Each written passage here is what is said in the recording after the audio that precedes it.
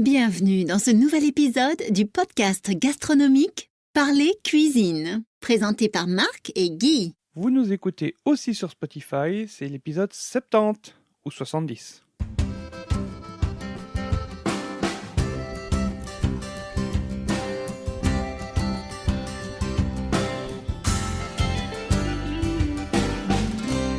Madame, mademoiselle, monsieur, bonjour et bienvenue dans ce nouvel épisode du podcast culinaire fait par des gens qui s'y connaissent en cuisine. Au micro, c'est Marc de parlercuisine.com et je vous retrouve, comme à notre habitude, avec Guy, notre grand expert culinaire. Bonjour Guy. Bonjour Marc. Alors aujourd'hui, ça va être un épisode un peu flashback remake d'un épisode qu'on a fait dans nos débuts, c'est-à-dire il y a 2 ans.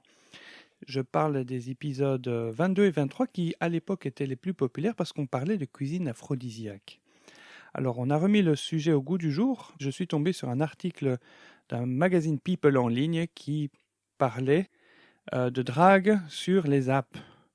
L'article vient du magazine Public et le titre c'est « Love, pour draguer sur les applications, il faut absolument parler de nourriture ». Parler nourriture ?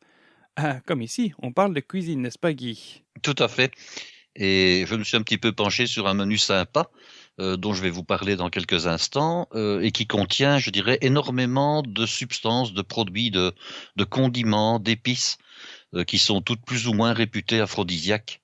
Et c'est l'occasion de faire un menu un petit peu spécial finalement. Voilà, comme on approche de la période de la Saint-Valentin, tout le monde parle un petit peu de son menu aphrodisiaque. Nous, Guy a remis le couvert et il a fait un menu, je dois dire que c'est quasiment que des ingrédients aphrodisiaques, je vois.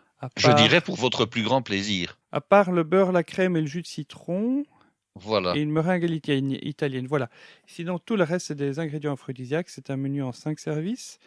On vous en dira plus dans un instant. Mais avant ça, je voulais revenir un petit peu sur les épisodes précédents. Ceux qui viennent de nous rejoindre et ont dû se demander un petit peu ce qui se passait. Parce que dans l'épisode passé, je parlais des 2 épisodes précédents. Mais au moment où j'avais enregistré l'épisode précédent, on n'avait pas encore enregistré l'épisode qu'on a intercalé avant, où on a rendu hommage à Paul Bocuse. Donc l'événement nous a pris de court. On avait déjà 2 enregistrements dans la boîte.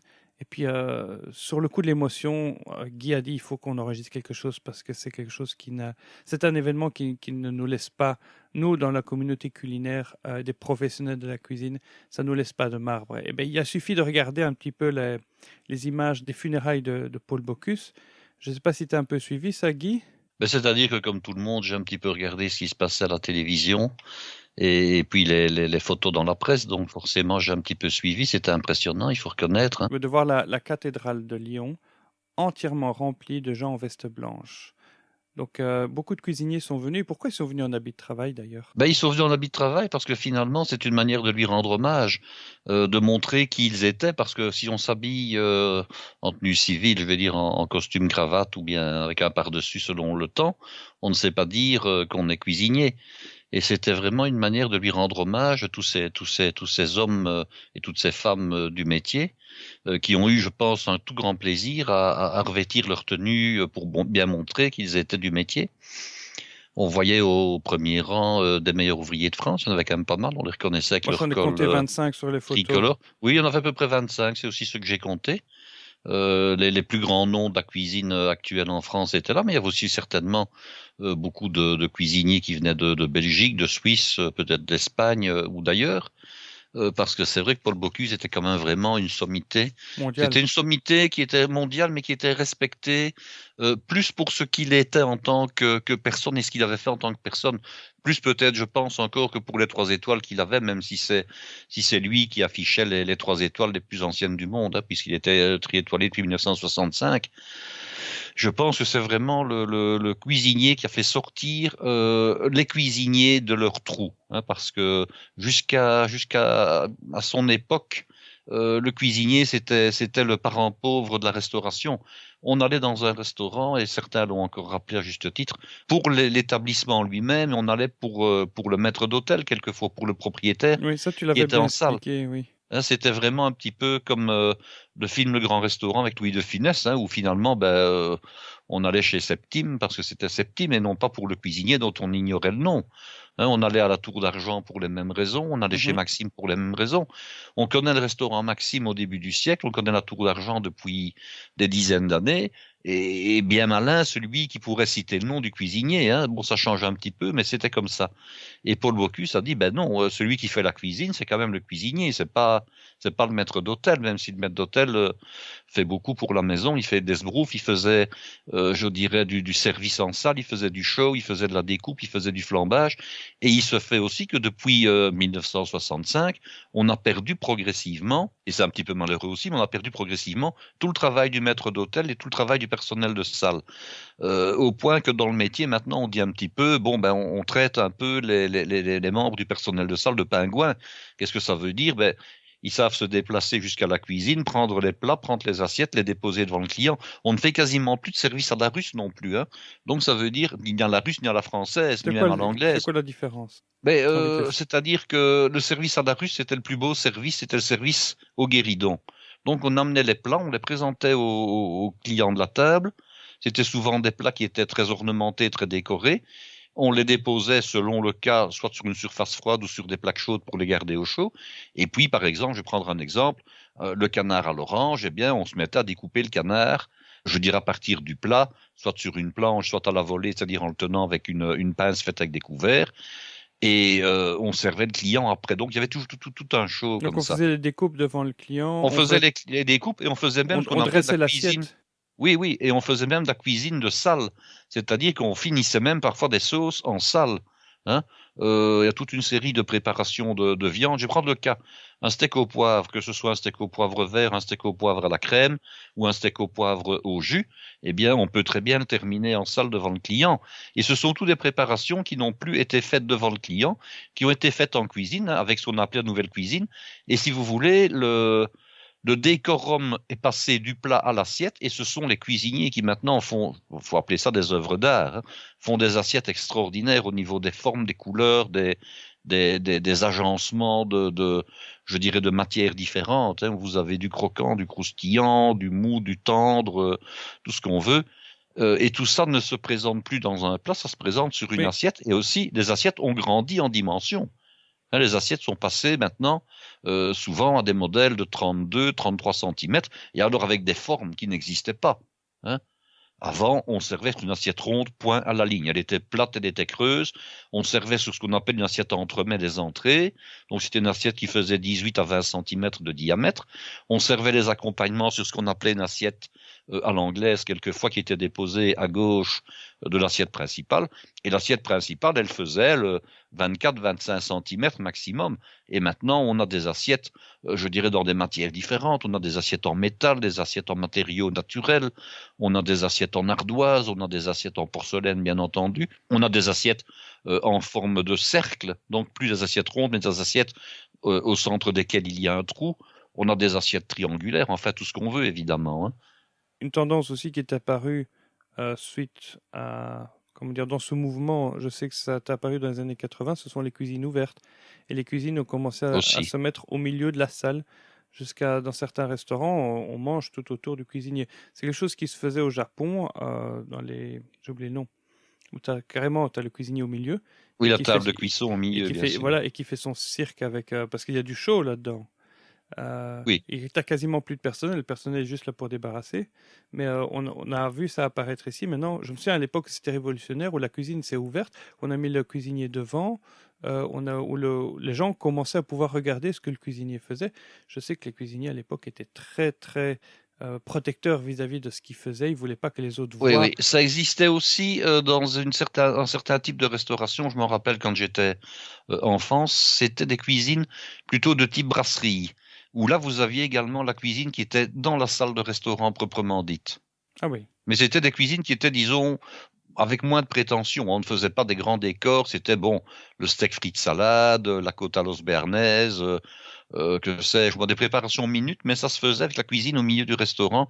Il y avait comme ça, entre autres à Namur, une célèbre brasserie s'appelait le restaurant Matto, pour citer son nom, et où déjà, dès le début des années 60, les cuisiniers étaient en salle. Alors je me rappelle d'une anecdote comme ça doit remonter je dirais peut-être à 67, 68, le cuisinier avait crié. Bon, on entendait évidemment les cris, on voyait tout ce qui se passait.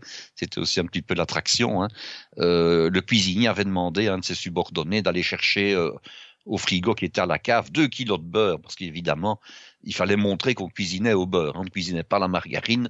Et alors, quand il fallait une matière un peu plus noble, un peu plus précieuse, on le criait bien fort dans le restaurant pour que toute la clientèle l'entende. Ça, c'était aussi un petit peu le show. Hein. Ça fait partie du spectacle. Sinon, qu'est-ce qu'il y a d'autre qui s'est passé? Vous l'avez entendu quand je l'ai annoncé le numéro de l'épisode, on est sur Spotify. Donc, on est live maintenant depuis 4 semaines.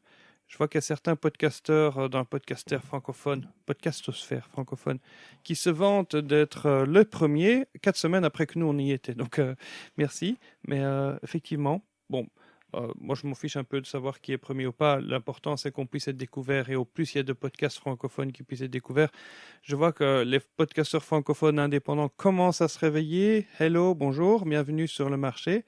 Je vois qu'il y a quelques podcasts de cuisine qui sont arrivés. Je leur souhaite bienvenue. Je leur souhaite bonne chance et longue vie surtout, parce qu'on manque de podcasts, que ce soit en cuisine ou dans toutes les niches possibles, imaginables. Moi, j'écoute beaucoup de podcasts en anglais parce que je suis devenu bilingue. Et quand je vois le choix qu'on a en langue anglaise, je crois qu'on est encore bien loin derrière. Donc, je vois ces nouveaux podcasteurs qui débarquent, je leur laisse un commentaire, je leur envoie un message, je leur souhaite bienvenue, ils répondent pas. Prenez-le comme vous voulez. Je trouve ça un peu dommage, en fait, parce que je crois qu'on est suffisamment peu nombreux, il y en a suffisamment de concurrence des grandes radios publiques qui ont des moyens colossaux pour commencer à se snober.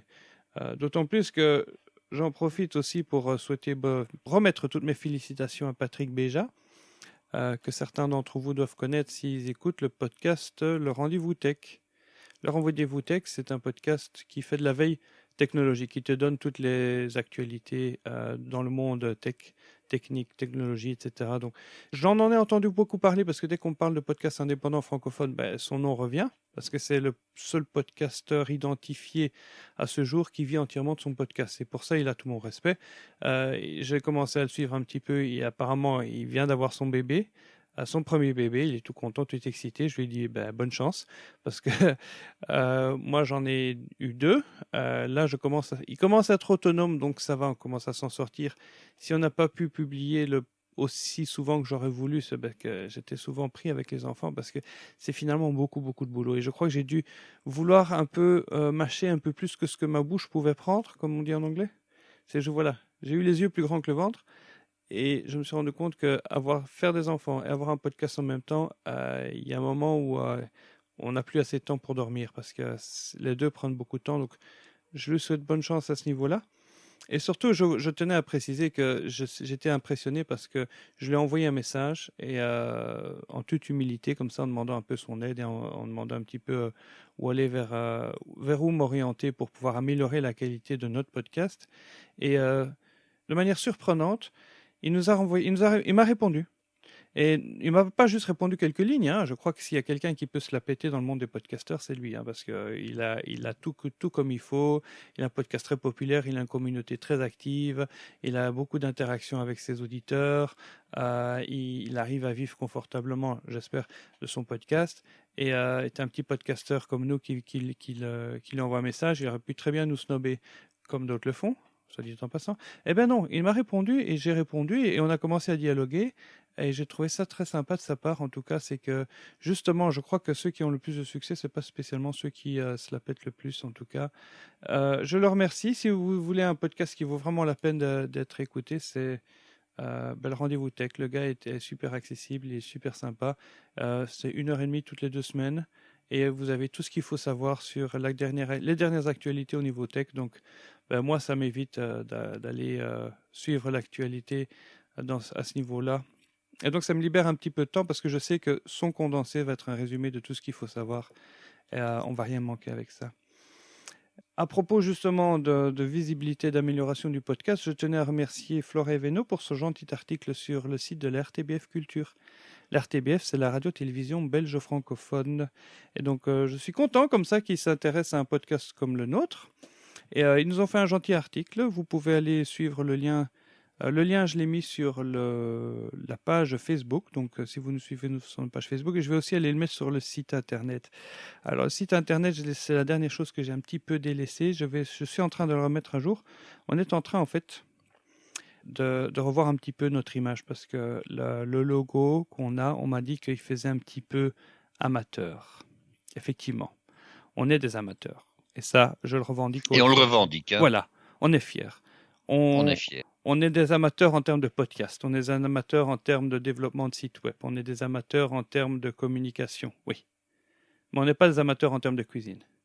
Et ce que je regrette un petit peu, c'est qu'il n'y a pas assez de gens qui sont des grands balèzes dans leur domaine et qui n'osent pas nous lancer un podcast parce qu'ils voient les podcasteurs qui sont là. Beaucoup de podcasteurs qui se lancent maintenant, ce sont des gens, des journalistes, ce sont des anciens de la radio, c'est des gens, ils savent tenir un micro, ils savent parler derrière un micro. Mais parfois, ils parlent d'un sujet dans lequel eux-mêmes sont des amateurs. Donc, nous, c'est l'inverse. On est des amateurs derrière le micro, mais quand on parle de cuisine, on sait de quoi on parle, quoi. Et donc, on va revoir tout ça. Ça fait partie du plan de mise à jour. De toute façon, on essaie de s'améliorer à tout point de vue. Hein. À l'heure actuelle, où j'enregistre ça, ceux qui nous suivent sur la page Facebook ont reçu normalement un message pour voter sur les logos. On a fait un concours sur un site de freelancer où j'ai demandé des soumissions. Et on a eu une centaine de soumissions. On a passé un peu de temps à choisir. Donc, on travaille comme ça à notre image. Vous en faites pas. Et ceux qui nous suivent sur la page Facebook ont l'occasion de voter. Je vois qu'il y a déjà quand même pas mal de gens qui sont allés voter. Donc, on va voir ce que ça donne et on va tirer une nouvelle image. Alors, en termes de messages, j'avais reçu un message dans la boîte email de la part de Lucie. Donc, si vous voulez nous envoyer un message, c'est question QUESTION @parlercuisine.com parlercuisine.com. Vous pouvez nous envoyer une question de cuisine et Guy se fera un plaisir d'y répondre. Et si, on essaiera en tout cas. Hein. Si tu sais pas, tu diras que tu et sais si pas. Je sais pas, je dirai, voilà. Ah, t'as pas honte, hein. Mais généralement, quand tu sais pas, tu sais où aller chercher la bonne réponse. Et Lucie nous félicitait justement pour l'excellent hommage qu'on a fait sur Paul Bocuse. En tout cas, merci beaucoup. Dans l'article qui est passé sur la RTBF aussi, ils ont l'air de bien parler de nous, en plus, c'est gentil. Je vais pas lire l'article ici parce que, je vous laisse aller le découvrir. Donc ça va être sur le site, ça va être sur le fil Twitter, c'est aussi sur la page Facebook, donc vous ne manquez pas de le... Et vous allez recevoir un lien si vous êtes sur notre liste email. Ça aussi, c'est quelque chose que je vais raviver cette année. Je me rends compte que je n'ai pas envoyé beaucoup de gens. Quand les gens s'inscrivent à nos listes email, ça donne accès à du contenu exclusif sur le site qui n'est accessible que par ceux qui ont le lien. Et le lien qu'on partage qu'avec ceux qui ont la liste email, mais je me rends compte que quand vous nous donnez votre adresse email, je vous promets de ne pas vous spammer. Et c'est effectivement le cas. Je me rends compte que ça fait plus d'un an qu'on n'a rien envoyé. Donc, ça va se passer. Et puis, un dernier petit message. Merci beaucoup à Marie, qui est la première à s'être abonnée sur notre page Tipeee. Tipeee, c'est le financement participatif. Il y en a deux qui existaient, Patreon et Tipeee. Alors, j'ai choisi Tipeee parce que Patreon est en dollars et je préférais en euros et Tipeee permet de le faire en euros. Donc la page c'est TIPEEE, donc 3xe.com/parler-cuisine-podcast et vous pouvez vous abonner, faire un don en une fois ou bien vous abonner de manière mensuelle à partir de 1 euro. Donc un soutien d'1 euro c'est très gentil parce que je veux dire, si tous ceux qui nous écoutaient donnaient 1 euro, je crois qu'on aurait déjà notre budget d'hébergement et notre budget total du podcast qui serait couvert et on aurait plus à devoir débourser de notre poche. Ce serait en tout cas très apprécié de votre part. On a créé plusieurs niveaux, choisissez le premier. Alors Marie, elle s'est abonnée au niveau garçon de café. Donc le premier niveau, c'est gentil donateur. Deuxième niveau, garçon de café. Troisième, commis de cuisine. Quatrième, c'est chef de rang. Et puis après, on a chef de partie, maître d'hôtel, saucier, Ambroise, Dionysos et Bacchus. Je vous laisse... Oui, je vous laisse lire la description sur la page Tipeee. J'ai mis une petite description. Il y a des contreparties. Si vous voulez du temps de coaching avec Guy, du temps de conversation privée, vous et avec Guy, eh bien, il y a des niveaux à partir desquels vous pouvez obtenir ce genre de service en échange. En tout cas, si vous voulez une relation un peu plus, je vais dire, privée. Je devrais donc payer de ma personne. Oui, on en avait discuté, Guy, et tu avais dit que tu étais prêt. Oh, écoutez, il n'y a pas de problème. Maintenant, Ça dépendra des circonstances. Hein. Voilà. Ou alors avec moi, par exemple. Ou avec toi, si c'est pour l'aspect économique, pourquoi pas. Ou marketing. On va essayer de voir Ou ça. marketing, voilà. Voilà. Donc, c'est tout ce que j'avais à dire. Maintenant, est-ce on va pouvoir rentrer dans le Ben vif oui, du parce sujet? que nos auditeurs attendent depuis longtemps déjà. Hein. Ils sont là, qu'ils essayent de voir quand Ça est-ce fait qu'on va seulement 15 commencer. minutes. Allez. Ah oui, voilà. Voilà. On n'a pas de message publicitaire, malheureusement, à passer. Donc, la cuisine aphrodisiaque. Je reprends l'article qui m'avait sauté aux yeux, voilà, qui disait « Pour séduire sur les applications de rencontres, n'hésitez plus à parler de votre amour pour la nourriture. » Alors, bien sûr, quand on dit ce genre de choses-là, moi, ça attire mon attention, parce qu'il faut savoir que maintenant, apparemment, les jeunes ne draguent plus en tête-à-tête, ils ont des apps sur leur téléphone. Et je me dis c'est bien parce qu'apparemment, il y a une étude qui a été faite par le site de dating américain Zoosk. Et d'après eux, les biographies parlant de cuisine reçoivent 82% de messages en plus que les autres. Donc, écouter notre podcast devrait aussi vous aider à augmenter les chances de trouver, qui sait, un partenaire pour la nuit ou l'âme sœur pour la vie. Mais une fois que vous l'aurez, que vous aurez brisé la glace et que vous l'aurez invité chez vous, que lui prépareriez-vous, Guy? Eh bien, nous allons parler aphrodisiaque et puis nous ne pouvons pas passer sur le fait que tous nos auditeurs n'ont pas forcément écouté l'épisode d'il y a 2 ans.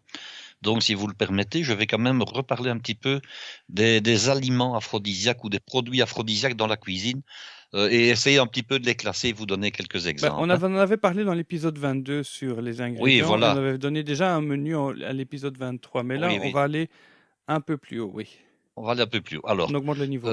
Il y a toute une série de choses qui sont réputées aphrodisiaques, que ce soit de manière avérée ou empirique. Alors, on va d'abord parler des dangereux. Alors, les dangereux, c'est ceux auxquels il vaut mieux ne pas toucher.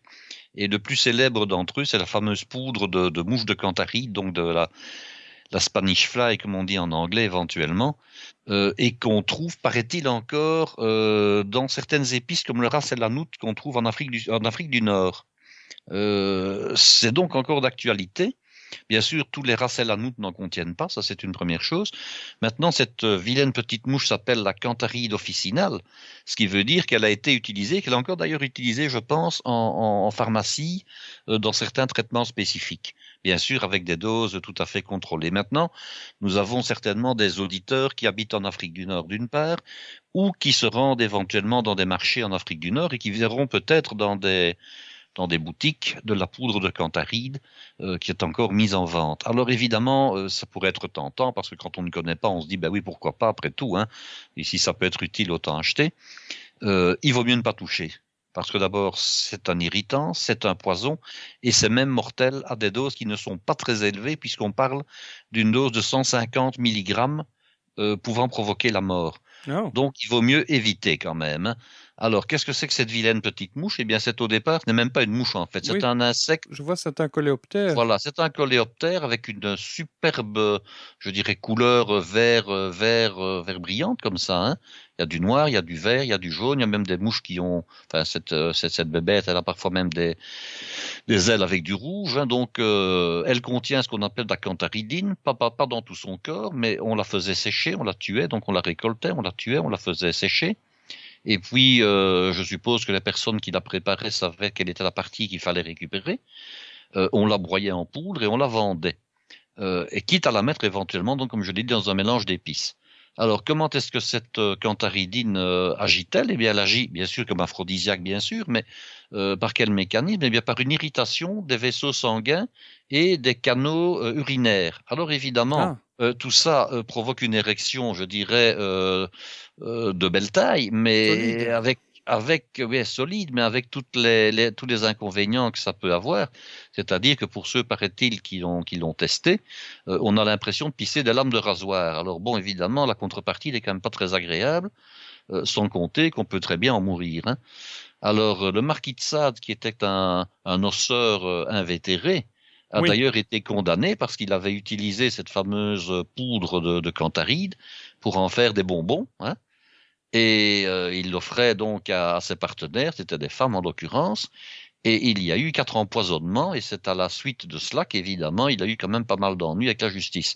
Bon, On dit également, et ça c'est un petit renseignement glané comme ça sur Internet, que le président Félix Faure, qui est décédé dans des circonstances un petit peu troubles suite à un rapport avec une dame, hein, une maîtresse, aurait donc consommé lui aussi cette fameuse poudre de Cantharide pour se trouver plus en forme, et ça l'a fait mourir, je dirais, en plein dans le feu de l'action. Donc il va de soi qu'on ne touche absolument pas à la poudre de Cantharide, même si on a envie, je dirais, de jouer avec sa vie, mais il vaut mieux rester en vie et profiter de la vie d'une autre manière, et ça vous saurez en écoutant le restant de l'émission comment du faire. Viagra. C'est le Viagra, mais avec plein d'inconvénients quand même, hein, donc on évite de toucher. Oui, je donc vois ça, qu'on en trouvait oui. de petites quantités de poudre de ce produit dans les dragées d'Hercule. Oui, voilà, tout à fait.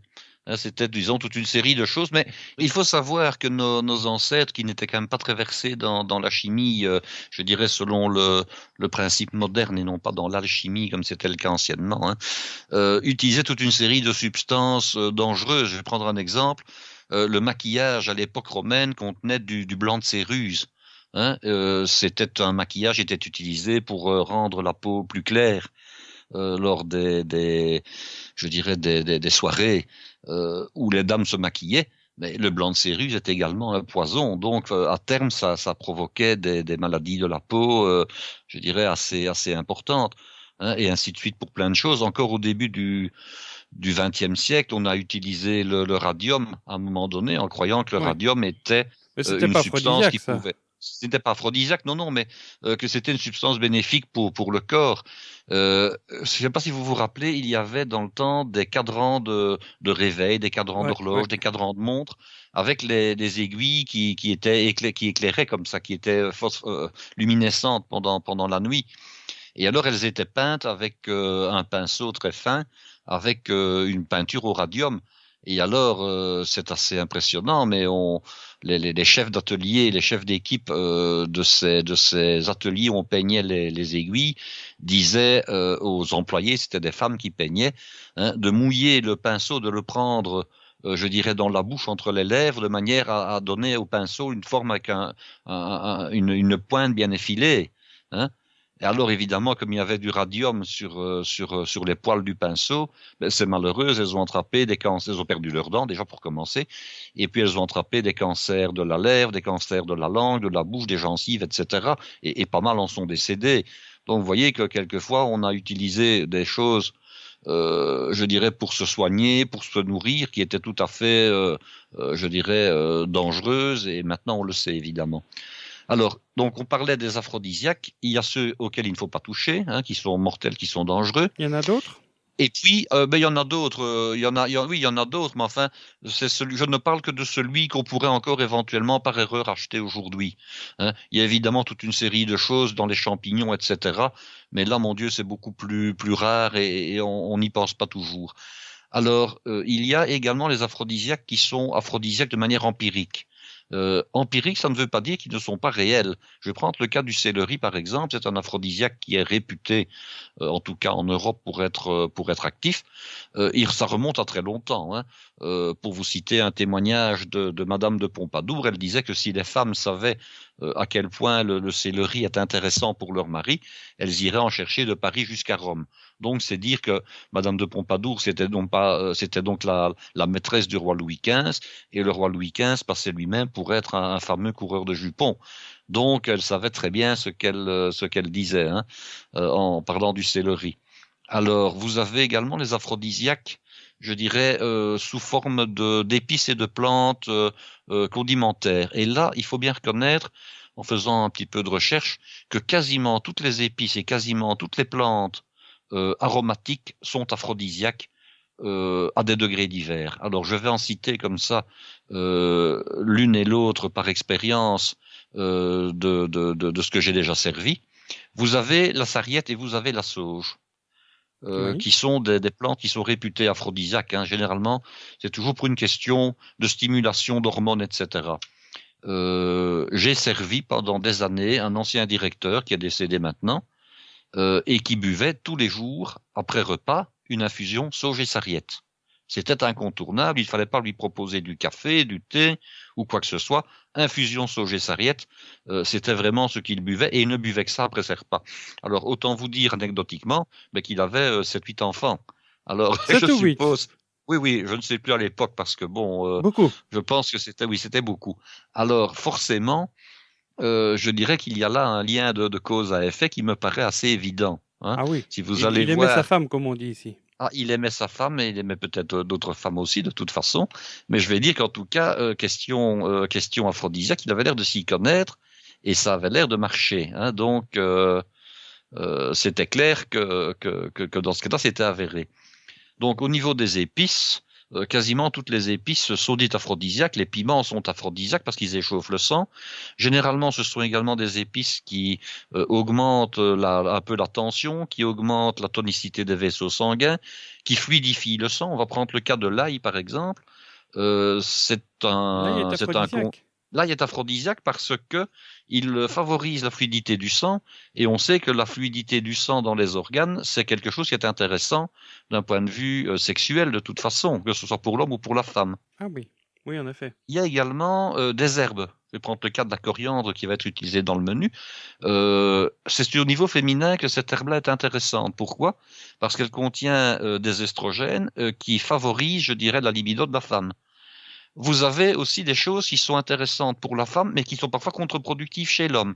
Alors, c'est le cas du houblon. Ah oui, Hein. ceux qu'on trouve dans la bière.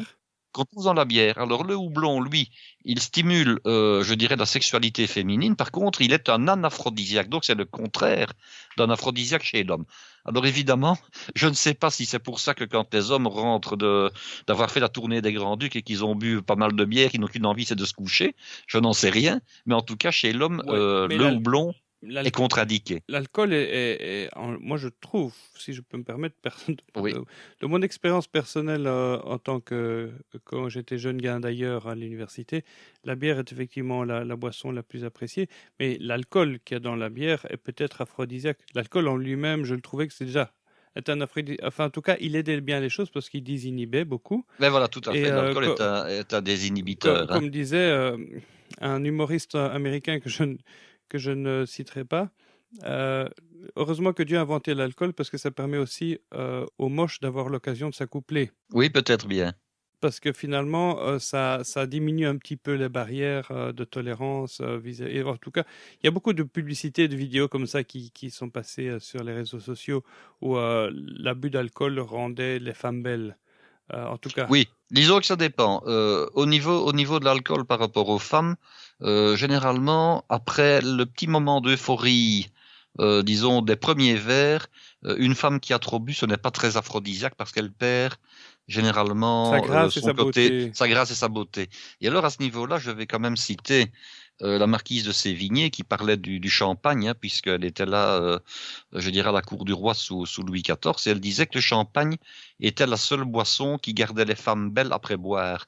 Ce qui veut dire que lorsqu'une femme buvait du champagne, elle n'avait pas les effets négatifs qu'elle pouvait avoir en buvant d'autres boissons alcoolisées. Et ça, on le croirait parce que finalement, le champagne a déjà un gros avantage, et je crois qu'on le partage, c'est qu'on peut en boire sans être malade, et qu'on n'a pas vraiment ce qu'on appelle la gueule de bois le lendemain. On n'a pas de tous ces inconvénients. Du bon champagne.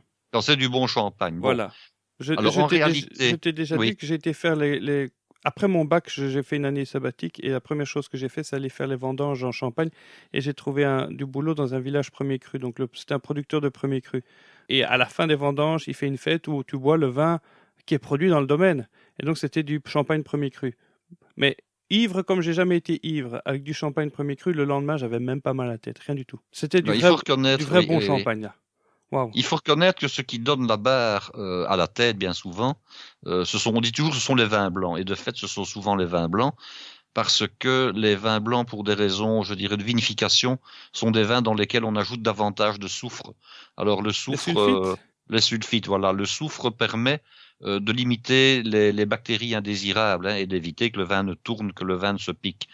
Donc, comme évidemment, il y a plus de raisons de mettre du soufre dans les vins blancs que dans les vins rouges, c'est souvent avec les vins blancs. Alors, il y avait une région qui était connue jadis pour avoir, disons, des maux de tête, c'était l'Alsace. Hein. On disait toujours, ouh là là, attention, l'Alsace. Vin d'Alsace. Le lendemain, quand on buvait du vin blanc d'Alsace, il y a encore 20 ans, souvent le lendemain, on avait la barre. Et je l'ai vécu parce que j'ai fait des voyages énologiques en Alsace et je me rappelle comme ça d'avoir dégusté des Gewürztraminer toute une soirée, type vendange tardive et compagnie. Et ce sont des vins qui étaient très soufrés. Pourquoi? Parce que comme ils contenaient encore pas mal de sucre résiduel, pour empêcher des refermentations ultérieures, on devait les soufrer pour empêcher les bactéries de travailler. Et les levures, disons. Hein. Donc, c'était des vins qui étaient très soufrés, mais ça ne fait rien. Le lendemain, on souffrait, évidemment. Hein. On avait cette fameuse barre à la tête, assez. Et comment est-ce que tu y remédiais? Ah, mais comment j'y ai remédié? J'ai fait une petite course le matin autour d'un terrain de football. Et alors, le fait d'activer le sang, forcément dans tout le corps, a fait disparaître le mal de tête, je dirais, quasi immédiatement. Voilà, donc 15 minutes d'exercice cardiovasculaire. Oui, maintenant, bon, on peut le faire quand on a un certain âge, on ne peut plus le faire à un autre, évidemment. Hein. Oui, bon. Mais et donc, le champagne n'a pas beaucoup de soufre? Ben, le champagne, quand c'est un produit qui est bien fait, d'abord, il y a eu des normes qui sont apparues avec des normes maximales. Et puis, les vignerons ont souvent fait depuis des études. Anciennement, dans tous les métiers, je dirais artisanaux, on apprenait de père en fils. Hein. Oui. Et que ce soit dans l'agriculture, que ce soit dans l'élevage, que ce soit dans la viticulture, on apprenait de père en fils. Et puis, avec la société qui évolue et les études, hein, les obligations d'études jusqu'à un certain âge, finalement, tous les fils de famille qui voulaient reprendre une entreprise ont été invités par leurs parents à faire des études dans le domaine concerné.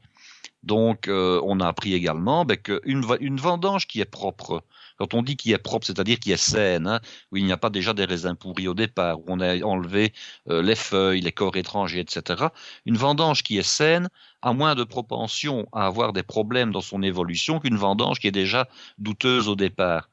Hein. Les instruments sont nettoyés maintenant, les presses, les cuves, les foudres, etc., si ce ne sont pas des foudres en bois naturel, hein, si ce sont des foudres en inox, des fûts en inox dans lesquels on fait fermenter, mais c'est nettoyé. Donc, on doit mettre moins de ces produits, je dirais, de contrôle de bactéries et de levures dans du matériel qui est propre. Hein.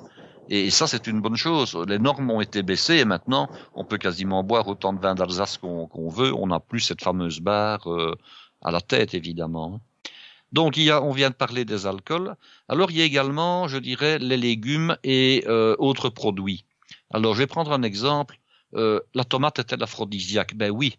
Je dirais que ça remonte à très longtemps puisque la tomate, elle vient des Amériques, hein, bien sûr.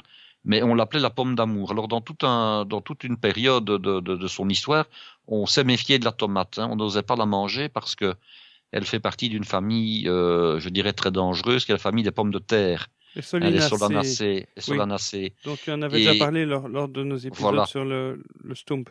Voilà. Et alors, autant, je dirais, cette association qui fait que les tiges, les fleurs de la plante sont mauvaises, sont toxiques, autant le fruit ne l'est pas. Donc, les pommes de terre ne sont bien sûr pas du tout toxiques, à condition d'enlever les parties verdilles et les yeux des pommes de terre. Autant la tomate en elle-même, le fruit n'est pas toxique, ce qui n'est pas le même que le restant de la plante qu'il vaut mieux éviter de consommer. Alors, donc, c'était la pomme d'amour. Hein, et alors, la tomate, en fait, elle est riche en lycopène, surtout sa peau.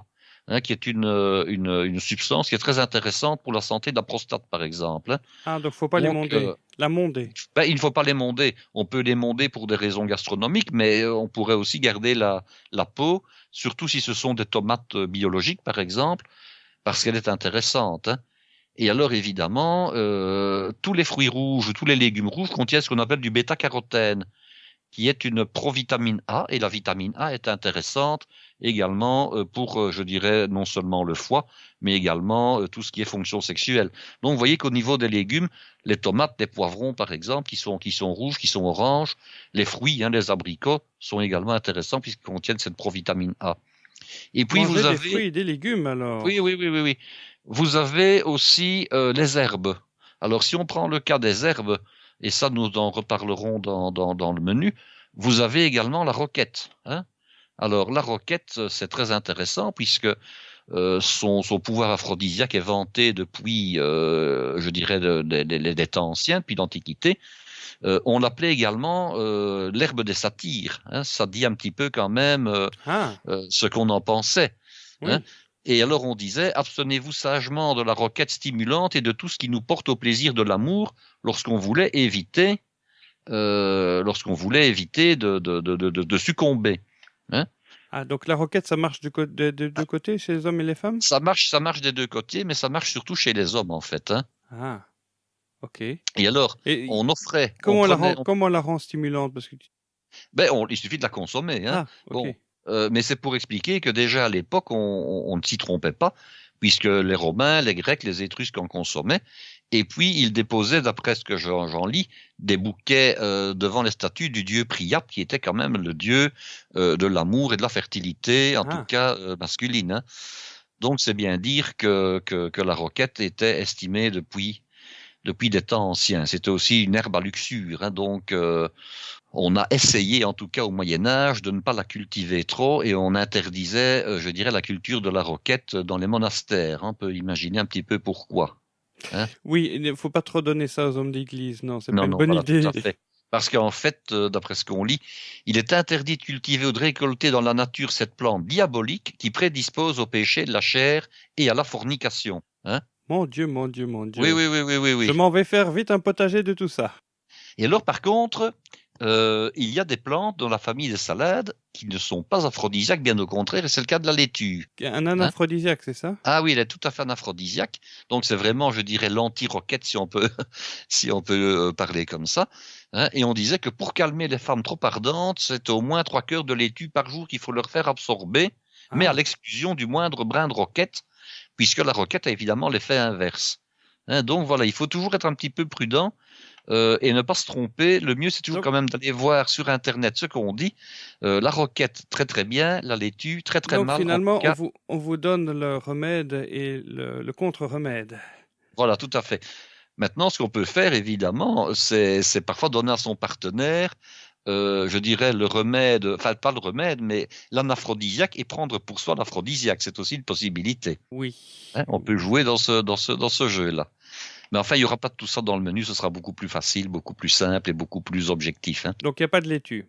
Il n'y a pas de laitue, non, il y aura de la roquette par contre. Ah oui. Alors, en ce qui concerne les légumes maintenant, les légumes, je dirais que toute une série de légumes ont été considérés comme aphrodisiaques, je ne parle pas du céleri ici, hein, en fonction de leur forme. Pourquoi? Parce que on a établi très souvent dans le passé une similitude entre ce que l'on voyait et ce que l'on devait en retirer comme bénéfice. Il suffit tout simplement de penser aux Jeux de l'Antiquité, aux Jeux olympiques, et de voir un petit peu l'alimentation des sportifs de l'époque. Alors, celui qui devait faire des sports de lutte, hein, la lutte, le pugilat, le pancrace, tout ce qu'on veut, on lui donnait de la viande de taureau. Parce qu'on voyait des taureaux qui se battaient les uns avec les autres dans les prés. Ils étaient forts d'une part, et puis ils se battaient les uns contre les autres. Ils luttaient. Hein. Quand on voit des taureaux qui luttent, c'est quand même pas triste. Hein. Je peux vous dire que j'ai déjà vu ça de tout près. Ça se fonce l'un dans l'autre, toute corne devant, tête baissée, et ça fait du bruit. Hein. C'est un peu comme les cerfs au milieu de la forêt. Mais quand ce sont deux taureaux, il y a déjà eu des cas où des taureaux, hein, c'est avéré, je l'ai déjà vu aussi sur Internet, ils se foncent l'un dans l'autre, il y en a un qui est assommé et qui en meurt. Hein. Donc c'est dire que ça peut aller loin. Donc les lutteurs prenaient de la viande de taureau. Alors ceux qui devaient courir, ils prenaient de la viande d'animaux rapides, hein, du lièvre, du lapin, de l'antilope, enfin tout ce qui court et qui va vite. Donc on pensait à tort à ce moment-là que consommer la viande ou la chair de quelque chose dont on voit les effets, je dirais visuellement, est capable de vous transformer ou de vous donner les mêmes effets bénéfiques. C'est évidemment faux. C'est évidemment faux. Pourquoi? Parce que les protéines qui constituent la chair de bœuf, de taureau en l'occurrence, sont digérées dans le corps, sont transformées en acides aminés, et ce sont ces acides aminés qui après servent à reconstruire les muscles de l'homme. Que ce soit, je dirais, de la viande de poule, de la viande de canard, de la viande de pigeon, de la viande de taureau ou de la viande de veau ou de n'importe quoi, le processus est le même. Donc ce n'est pas en mangeant du taureau qu'on devient fort comme un taureau, c'est en mangeant une certaine quantité de protéines. Maintenant, si c'était du saumon ou de la truite, ça revient exactement au même, hein, ou bien même des blancs d'œufs. Alors il y a aussi des légumes dans ce cas-là qui sont, je dirais, réputés aphrodisiaques, surtout chez les femmes, en fonction de leur forme. Et là, évidemment, on va citer la carotte, le concombre, le cornichon, la courgette, tout ce qu'on veut, les asperges Les également. formes phalliques, en fait. Les formes phalliques. Alors là, évidemment, ça c'est simplement une association de formes. Il n'y a pas forcément, je dirais, de substances plus aphrodisiaques dans. Il y en a sans doute, mais je vais dire, c'est surtout la forme qui joue, au point qu'au début du XXe siècle, au début de la photographie, on a fait toute une série de cartes postales un petit peu coquines, comme ça, on voyait des dames bien mises, dégustées, des asperges entre autres, hein, avec, je dirais, une certaine suggestivité. Bon. Je pense qu'on peut manger autant d'asperges qu'on veut, c'est pas pour autant qu'on aura des performances extraordinaires par la suite. Disons que la façon Voilà. dont la femme les mange peuvent idées, stimuler un petit peu l'imagination des hommes autour et donc Tout à fait. Et avoir alors, un je impact rappelle psychologique. quand même qu'il avait été demandé dans les années, moi je dirais 80, hein, à Paul Bocuse de réaliser un menu aphrodisiaque.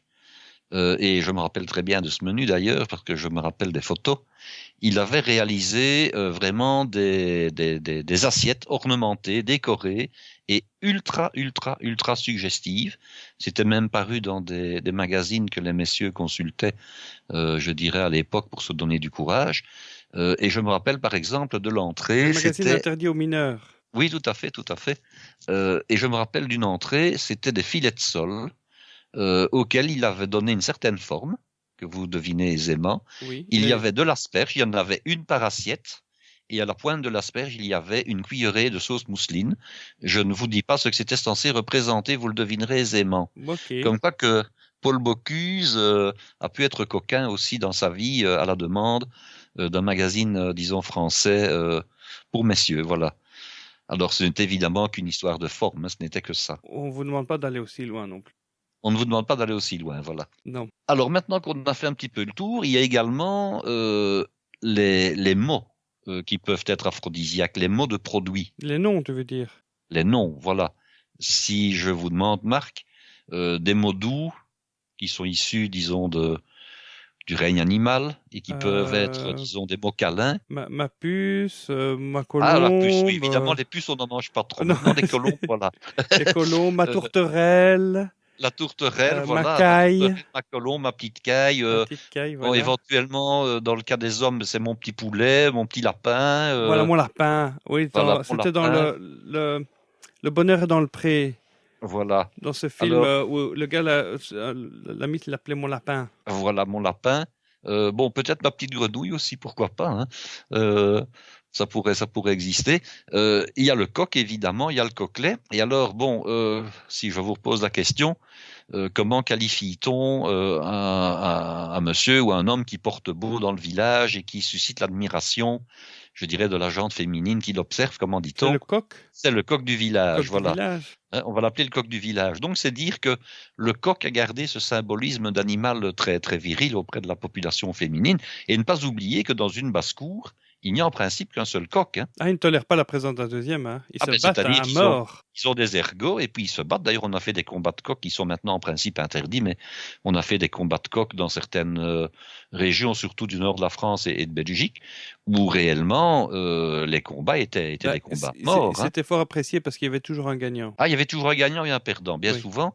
Et alors en plus, on pouvait même parfois mettre des ergots en métal sur les ergots du coq, hein, qui a des ergots naturellement, mais on garnissait ces ergots naturels de pointes de métal. Et alors, lorsqu'un coq se bat avec un autre patte en avant, ben, il enfonce ses ergots carrément dans la poitrine de l'autre. Ils ne se font pas de cadeau. Hein. Non. Ah, ils ne se font pas de cadeau. Hein. C'est un peu comme les combats de chiens, mais les combats de coqs, c'est pas triste non plus. Hein. Il y a comme ça beaucoup d'espèces animales qui se battent entre mâles pour dominer le harem de femelles quasiment. Oui, tout à fait. Et alors les coqs, c'en était au point quand j'étais enfant, ma grand-mère avait des coqs. Et alors il y a des variétés de coqs qui étaient beaucoup plus agressives les unes que les autres. Alors elle élevait comme ça des poulets qu'elle achetait relativement jeunes, et puis elle les élevait pendant une saison, puis elle les mangeait, enfin on les mangeait. Et alors c'était des coqs d'une variété qui était avec des plumes brun-rouge comme ça, qui étaient très agressifs. Alors bon, j'étais enfant. Et j'ai été attaqué à plusieurs reprises par ces coqs qui étaient vraiment très, très, très, très, très méchants. Alors bon, quand vous mesurez à peu près 1 mètre, 1 mètre 10, et que vous avez un coq de 3-4 kilos qui vous saute dessus, tous les éperons en avant, bec en avant, pour vous attaquer, alors que bon, vous n'êtes pas un concurrent. De quoi te terroriser? Ah, il y a de quoi, exactement, hein. Et je peux dire que je rentrais dans la maison de ma grand-mère en criant et en pleurant parce que, évidemment, j'avais été attaqué par les coqs et c'était pas agréable Voilà, du tout. donc comme les coqs sont vus comme des mâles dominants, des mâles alpha, des mâles... et Voilà. j'imagine que manger leur viande ne peut que Ne réconforter ne les peut mâles. que donner un certain stimulus à celui qui veut être le coq du village. Eh bien, nous allons parler du menu maintenant quand même, hein, et vous donner quand même quelques Voilà. précisions Donc quant à ce menu. après avoir passé en vitesse tous les ingrédients aphrodisiaques, tu nous as concocté un menu. Et on va commencer par un cocktail à base de champagne. Donc ça, c'est pour l'apéritif. C'est pour l'apéritif. Alors l'apéritif, vous pourrez éventuellement même le consommer en même temps que l'entrée froide. Et j'expliquerai l'entrée froide juste après. Alors, ce granité au champagne, ce cocktail donc réalisé avec du champagne et une huître, c'est assez bizarre. Je l'ai trouvé sur Internet. Ça a l'air d'être quelque chose d'assez récent. Je n'aurais pas, moi, comme ça, d'emblée, associé une huître qui a un goût quand même assez particulier avec le champagne. Mais il ne faut pas oublier non plus que dans certains cocktails, je vais prendre le cas du dry martini, on met par exemple soit une olive, hein, une olive verte en saumure, soit un petit oignon au vinaigre dans le cocktail. Donc il ne faut pas s'étonner comme ça d'avoir des associations un petit peu bizarres. Alors en quoi consiste ce cocktail? Eh bien il vous faut d'abord du granité au champagne ou éventuellement du sorbet au champagne que vous pouvez acheter dans le commerce. Vous prenez un verre à martini, c'est-à-dire un verre sur pied avec je dirais une section triangulaire, hein, un verre qui est très évasé donc au-dessus et qui se termine en pointe donc à la base au-dessus du pied. Vous mettez soit une boule de sorbet, soit une cuillerée de granité que vous allez réaliser vous-même et je vais vous donner la recette dans quelques instants. Vous noyez le tout avec du champagne brut de préférence, puisque le sorbet ou le granité sont déjà sucrés. Et puis vous déposez une huître que vous avez ouvert au dernier moment. Vous déposez une huître dessus sans le jus. Voilà. Et puis, avec une paille, ben, vous buvez le champagne. Et puis, l'huître va finir par arriver dans le fond de votre verre. Et puis, vous la dégustez également. Elle sera, je dirais, imbibée de champagne. Alors, ça a l'air un petit peu bizarre comme association. Oui. Maintenant, ne pas oublier que jadis, on servait très souvent les huîtres avec du champagne, hein.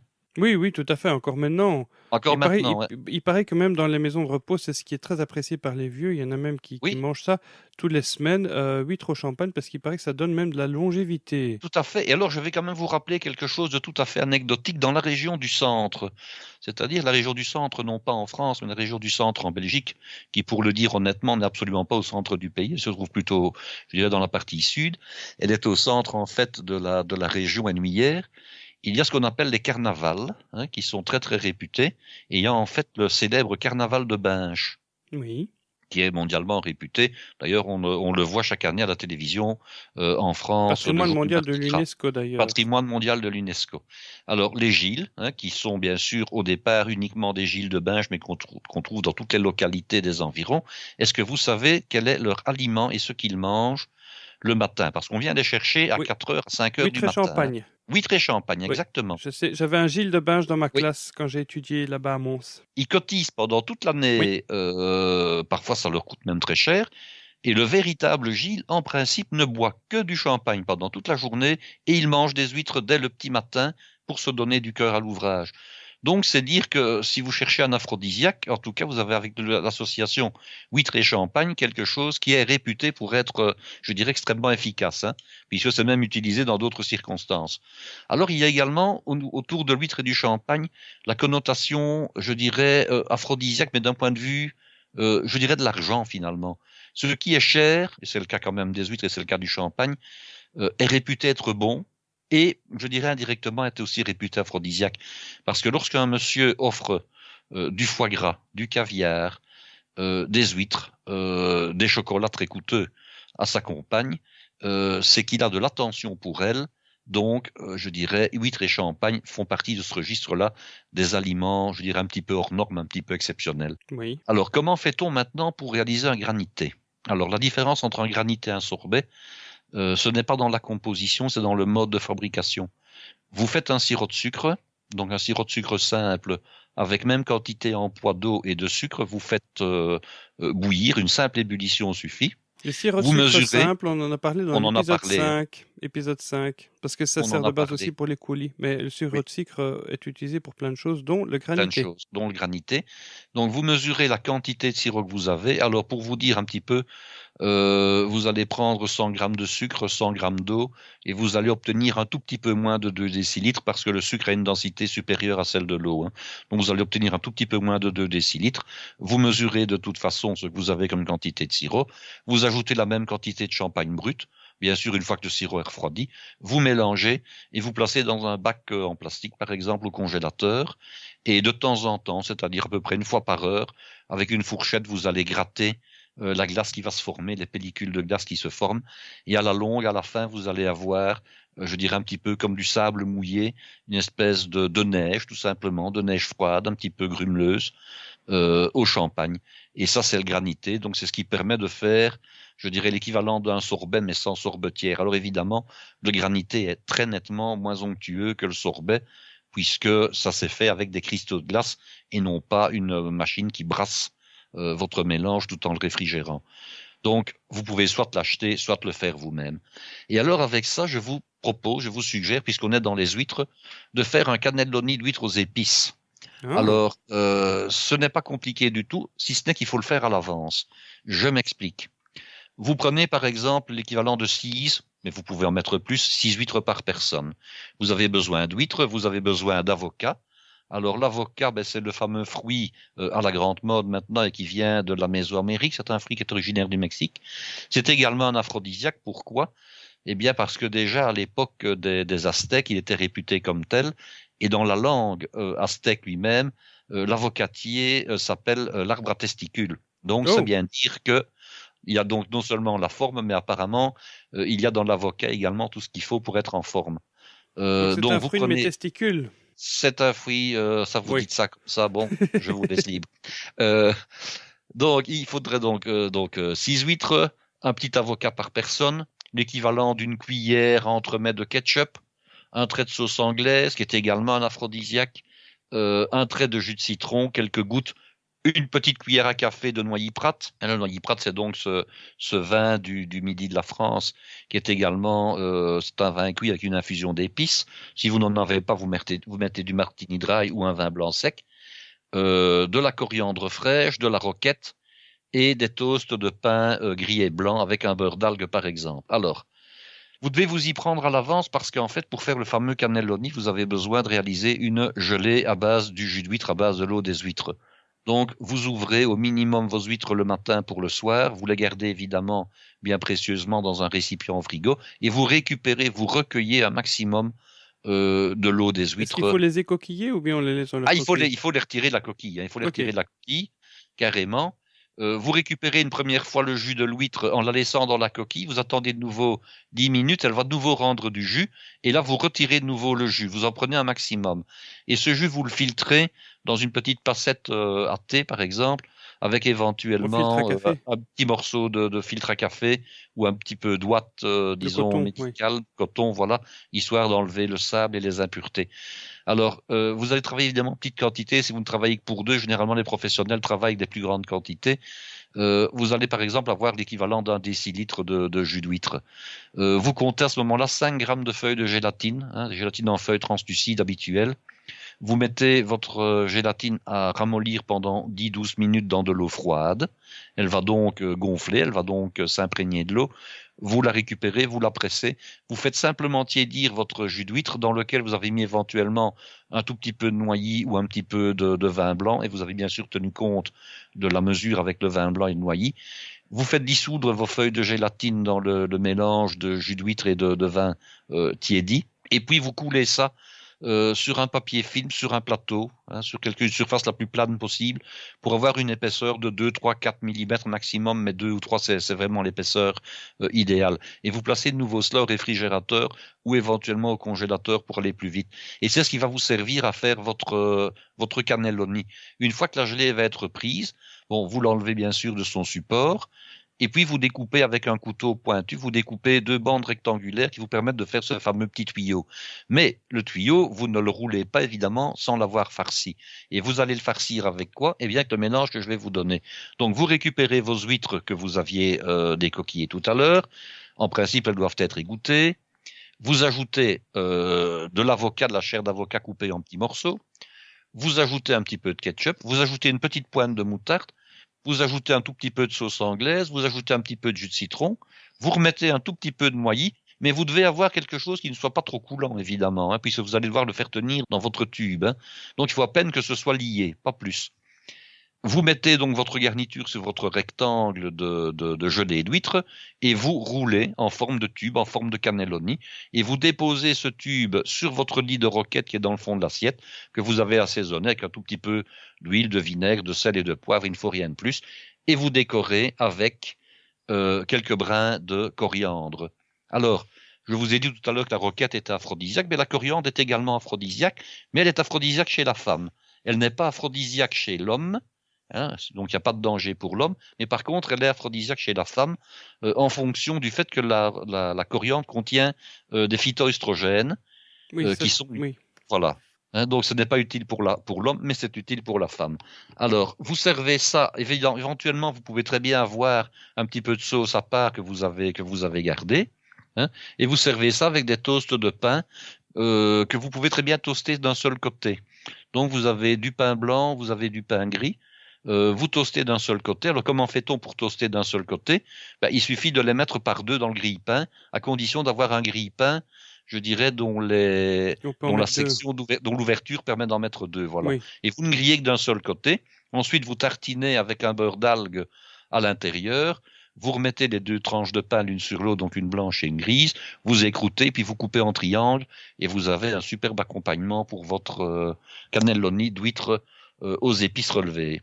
Donc avec ça, on continue de boire le champagne de l'apéro? On continue au champagne.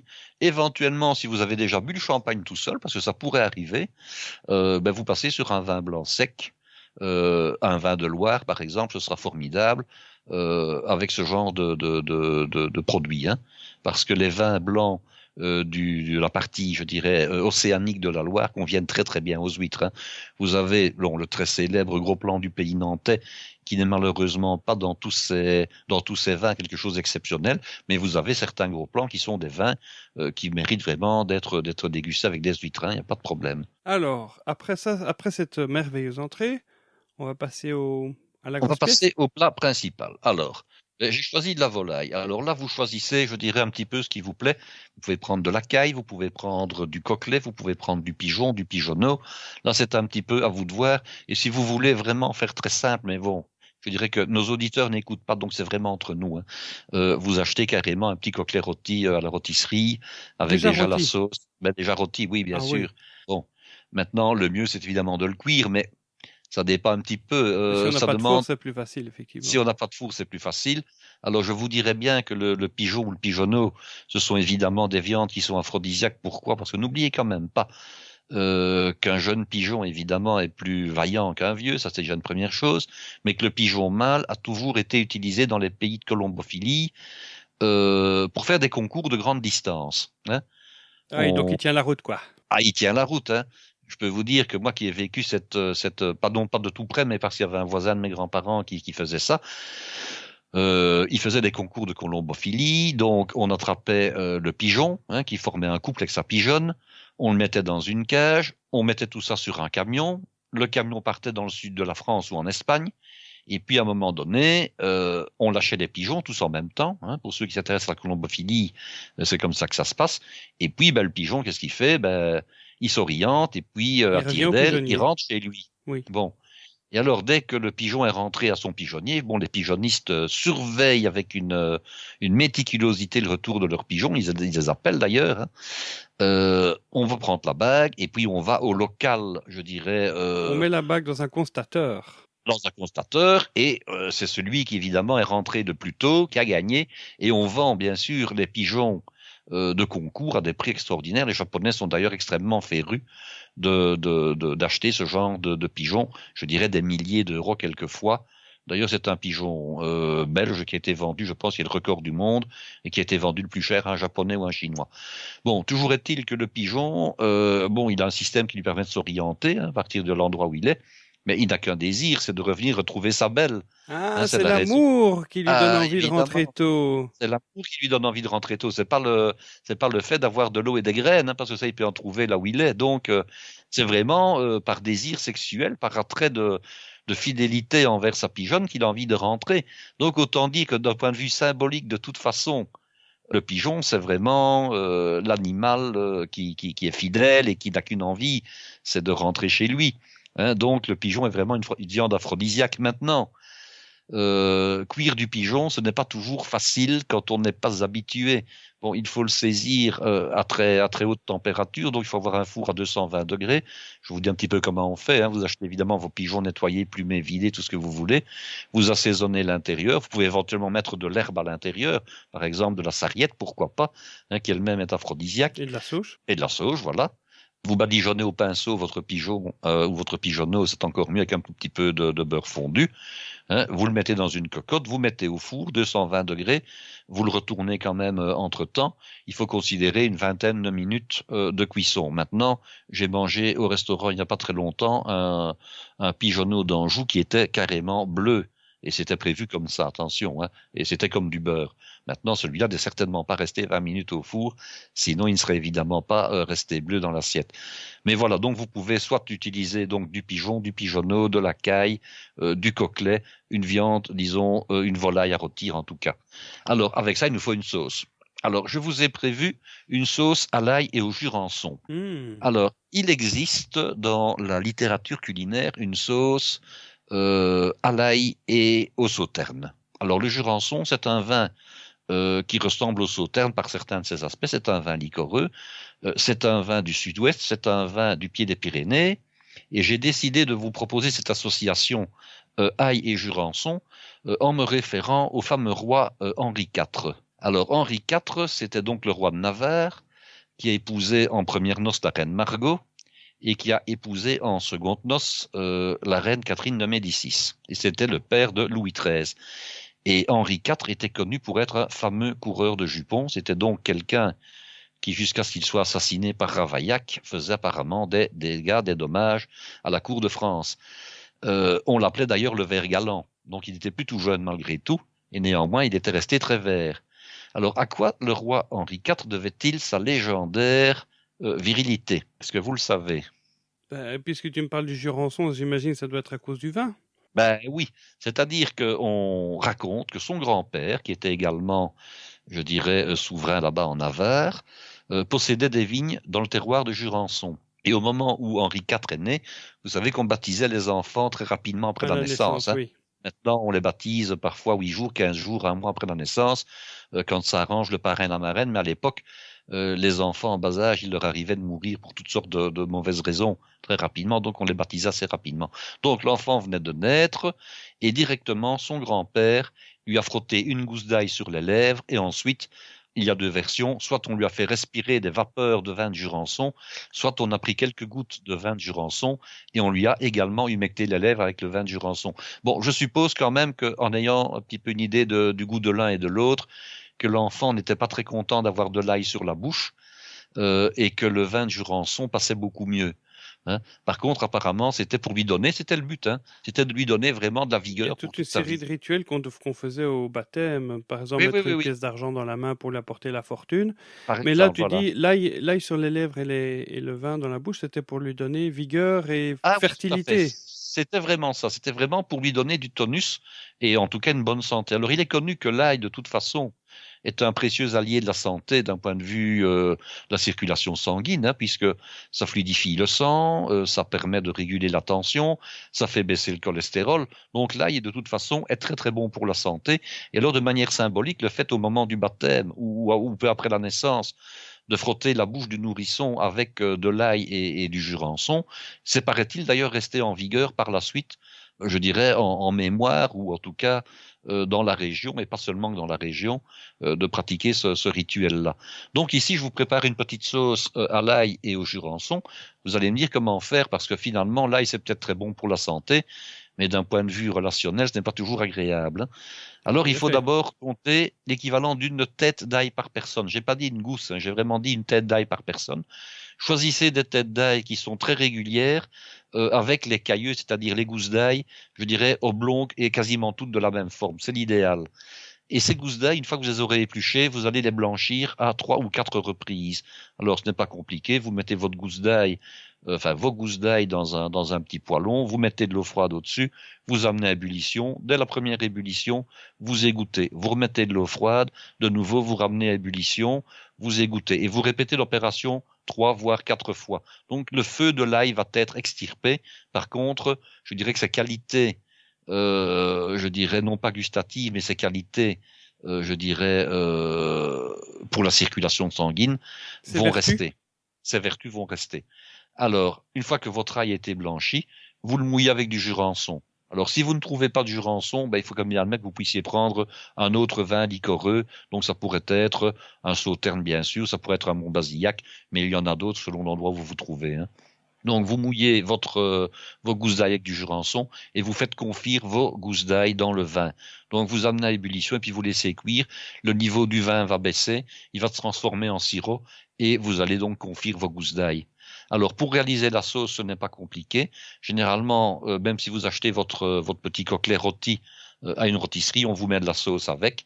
Si vous faites votre coquelet vous-même, votre pigeonneau vous-même, vous déglacez avec un petit peu de jus de viande, avec un petit peu de fond de volaille, avec un petit peu de jus de veau éventuellement.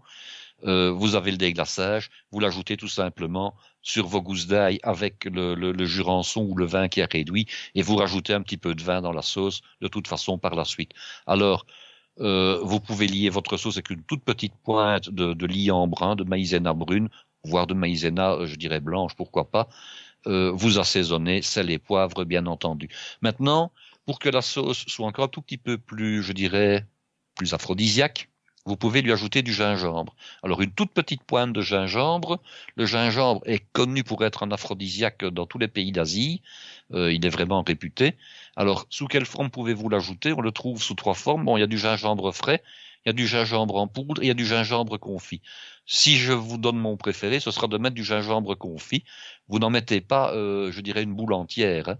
Je dirais une demi suffit. Il ne faut pas que le gingembre en vienne à trop dominer l'ensemble de la sauce. Il faut qu'on continue à sentir et le goût de l'ail, qui doit être léger, et le goût du vin, et le gingembre doit venir parfumer. Donc, soit une petite pincée, soit un petit peu de gingembre, je dirais confit, que vous avez taillé en dés minuscules, et ça va parfaire votre sauce. Alors, avec ça, il faut un accompagnement. Alors, comme accompagnement, j'ai prévu 2 choses. D'abord, des légumes glacés au miel et à l'anis. Alors là, vous avez de toute façon, de nouveau, au niveau des légumes, vous allez avoir la symbolique, puisqu'on va prendre, dans ce cas-ci, carottes et concombres.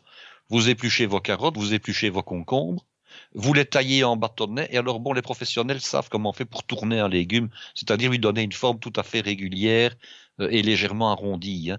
Ce n'est pas aussi évident que ça pour la personne qui ne l'a jamais fait. Donc, je vais prendre un exemple. Vous allez prendre une carotte, disons, d'un diamètre moyen. Vous la taillez en 3 sections sur la hauteur. En morceaux de 4 cm de longueur. Et vous équarrissez un tout petit peu les angles. Le concombre, même chose. Si c'est un gros concombre, vous pouvez le tailler en 6 sections sur l'épaisseur. Et si c'est un tout petit, vous le taillez sur 4 sections et vous équarrissez un petit peu les angles. Vous réunissez vos légumes dans une sauteuse.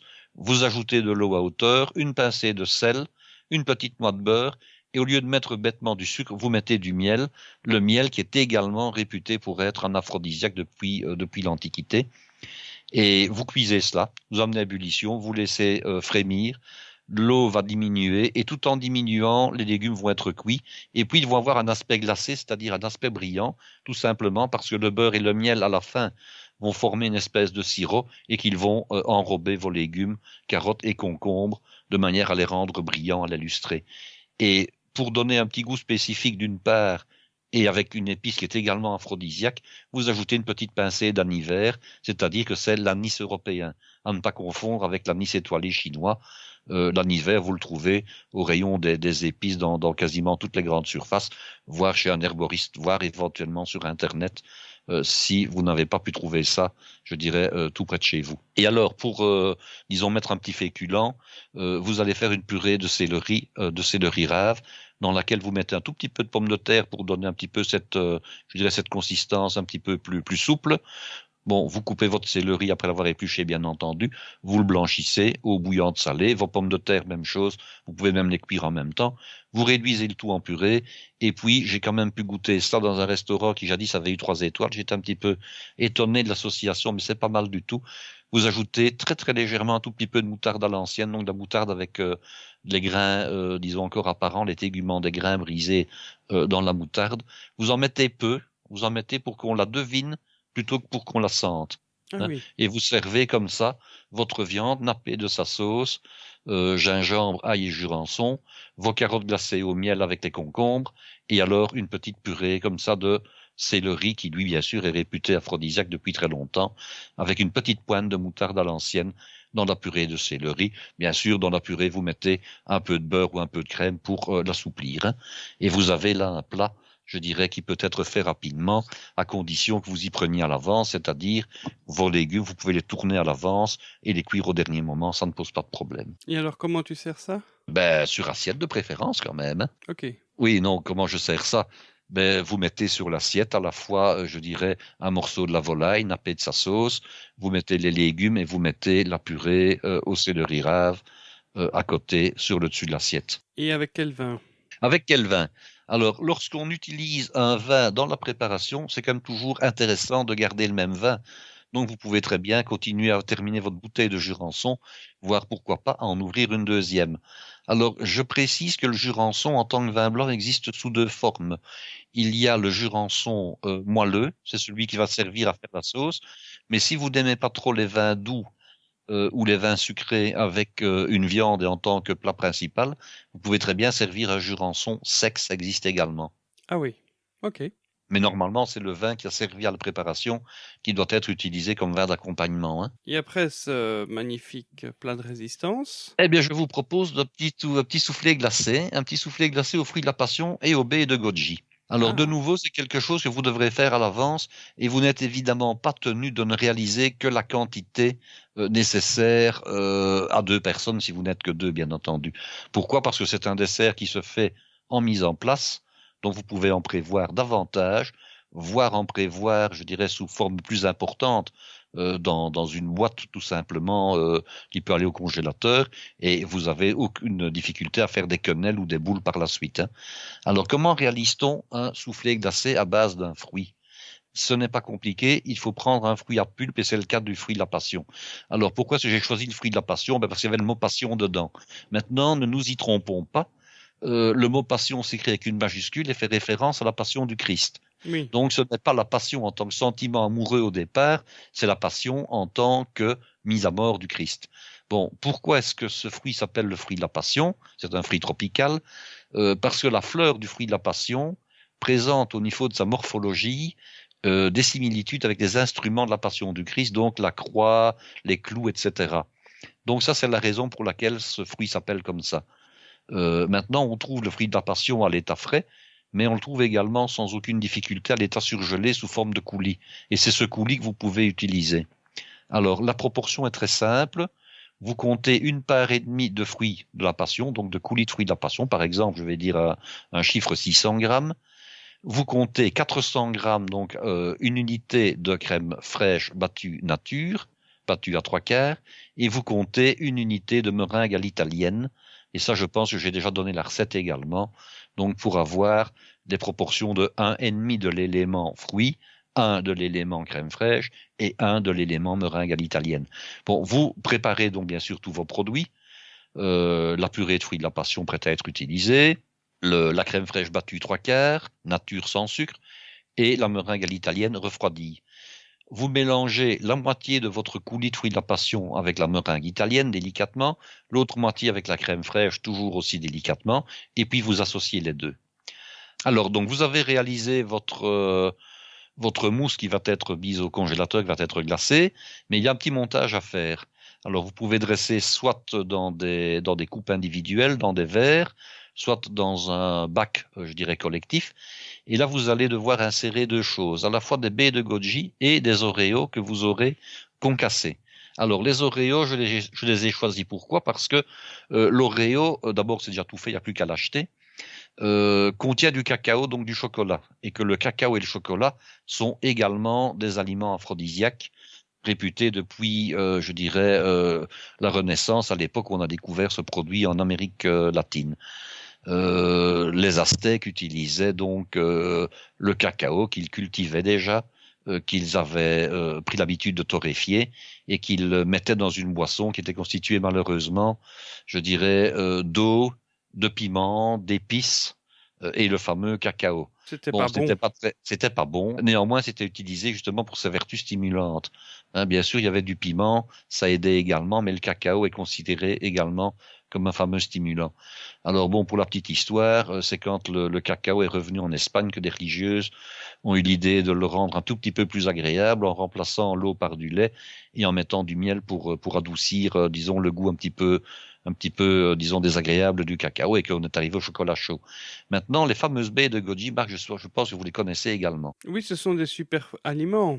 Oui, tout simplement parce que la baie de goji contient énormément de choses, que ce soit des acides aminés intéressants ou d'autres substances tout aussi intéressantes.